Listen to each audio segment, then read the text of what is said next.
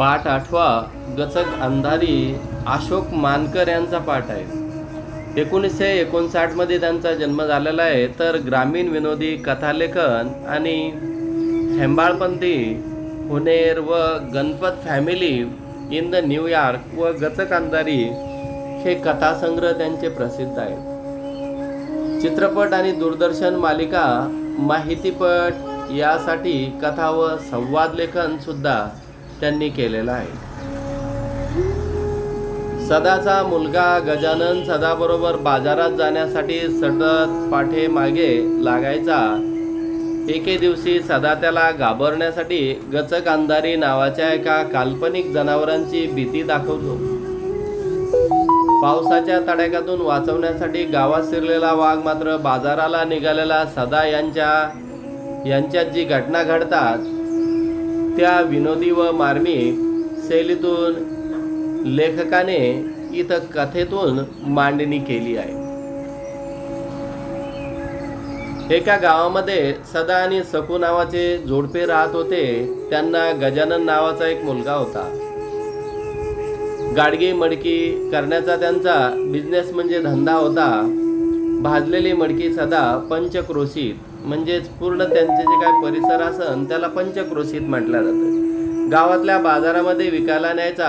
गाढवाच्या पाठीवर मडकी ठेवून ते हाकत तो बाजाराला जायचा आणि येताना त्यांच्या पाठीवर बसून यायचा। बाजाराला जाणे, मडके विकणे आणि घरी येणे।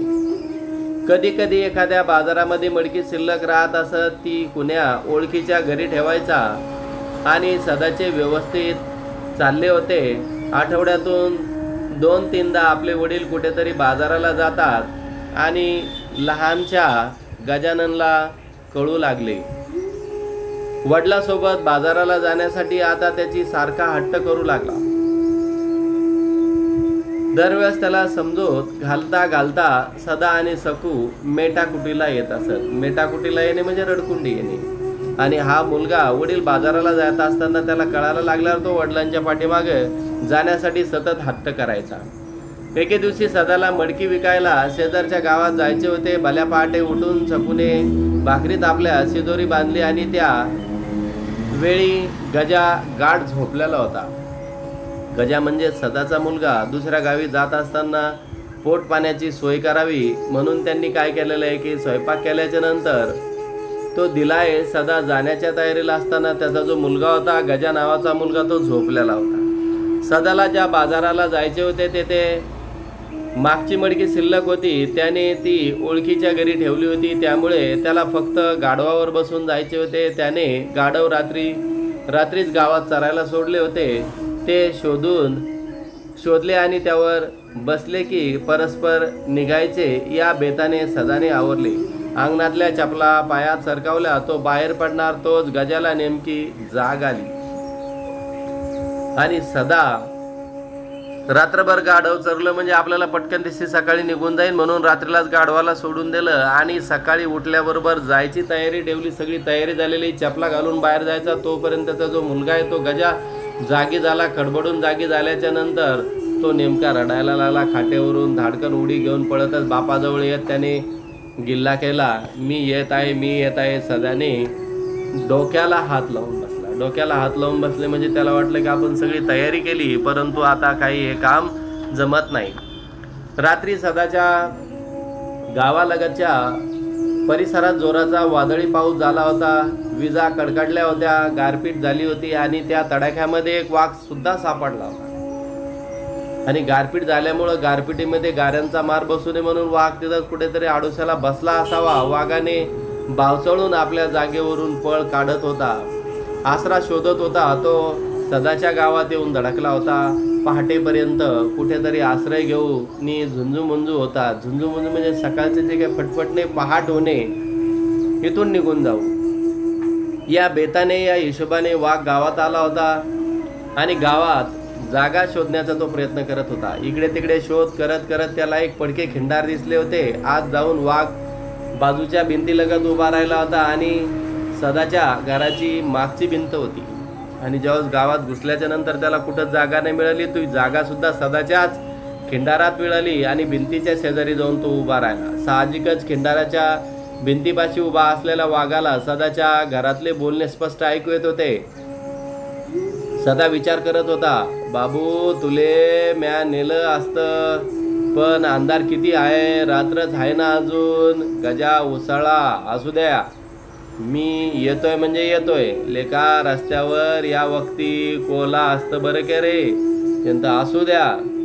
लहान लेकराला उचलून येतोय म्हणतात, नेऊ द्या, मी बी येतो की तुमच्या संग. तिकडे लांडगा येतो बाळा, येऊ द्या, मी बी लांडग्याला पाहिल. पुढे जंगल वाघ असते, तुम्हाले असू द्या, काय भेऊ नका दाखवू माले वाघाचे. आणि हा जो गजा आहे, वडील त्याला भीती दाखवायचा प्रयत्न करायचे, परंतु गजा कोणत्याही जनावराला भीत नव्हता. ते ऐकून वाघ मनाशी विचार करायला लागला.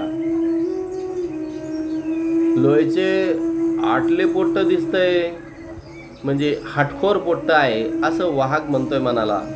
आणि वाघाने खाल्लं तर तुले, सदाने म्हटलं. तसा गजा तोंड वेडावत मला खाल्ले ना तो काय तुम्हाले सोडणार आहे का? मले आणि तुले संगच खाऊन टाकीन. सदा विचारात पडला. सदा विचार करायला लागला, डोळे मोठे करून म्हणाला, या वक्ती जंगलात कधी ना कधी गचक अंधारी भेटली तर म्हणू नको मले. आणि सदाला एक युक्ती सुचली आहे. युक्तीमध्येच तो बोलून गेलेला आहे. गचक अंधारी नावाची एक काल्पनिक गोष्ट तो बोलला आहे. गजा बडबडला, गचक अंधारी, हे काय असतं बाबा गचक अंधारी? गजाला गचक अंधारी नावाचा शब्दच माहित नव्हता. काय आहे गचक अंधारी? गचक अंधारी मैत ने तुले लेका गचक अंधारी वाघ शिवाले एका घासात खाते म्हणतात. आणि गजाचे वडील बोलू लागले. काय बोलू? गजाच्या वडिलाला सांगितलंय की गजू, हा जो काही गचक अंधारी आहे ना, वो वाघाले आणि सिंहाले एका घासात खाऊन मारतोय. एवढं खतरनाक जानवर आहे ते, खतरनाक. आता गजा हादरला, शहरून आईजवळ पळाला आणि म्हणाले, मी नाही येत, मग जा तुम्हीच. सदाची युक्ती फळाला मिळाली होती. फळाला मिळाले म्हणजे सफल होणे. वाघ मनातून बेला, कोणती गचक अंधारी आहे बा, आपल्याला भेटली तर किने भो. फळसक दिसाले लागल्यावर चालले जाऊ इथून.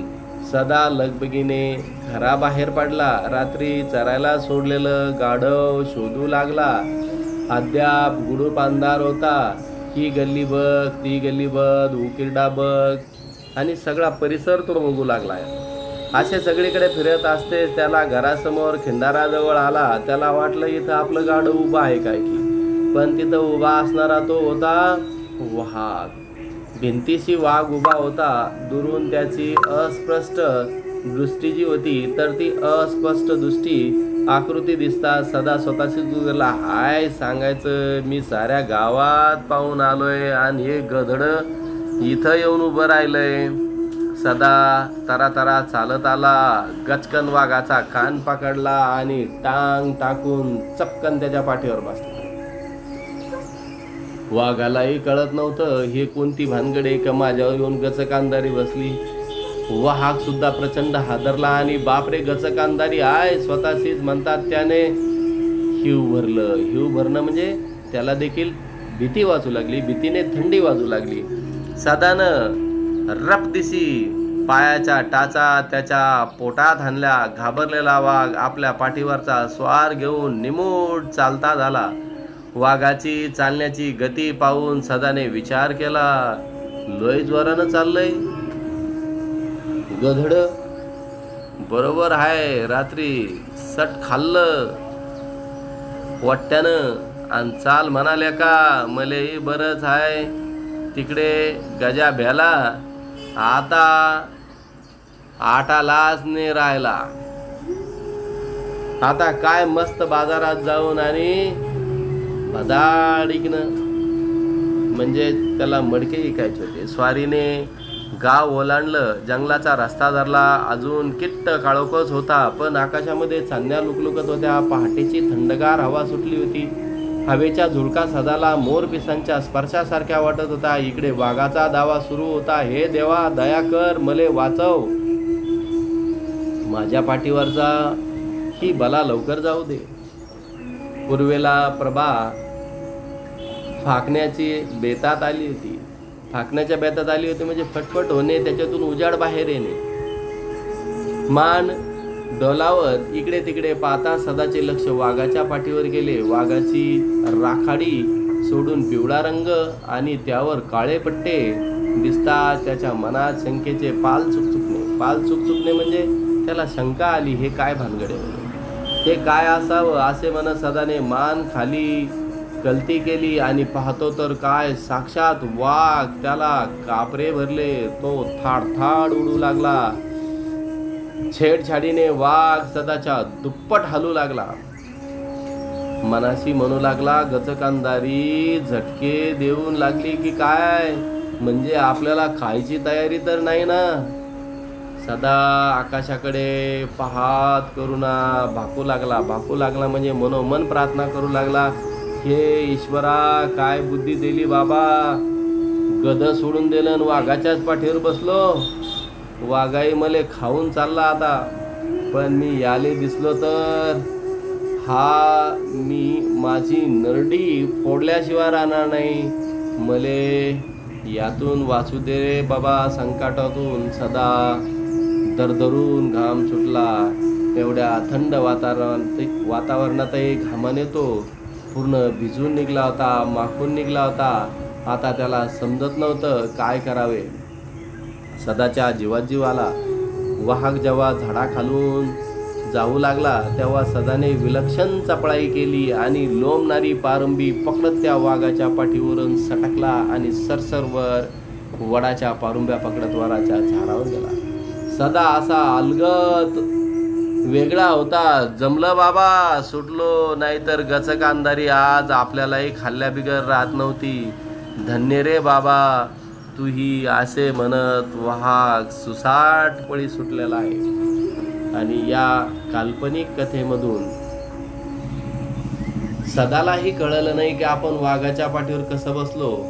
वाघालाही भीती वाटत होती की गचकांदारी आपल्याला खाती की काय म्हणून. आणि दोघाच्या या भ्रम शंकेमधून ही जी गचकांदारी नावाची कथा आहे ही आपल्या पुढे समोर येऊन लक्षात येत आहे.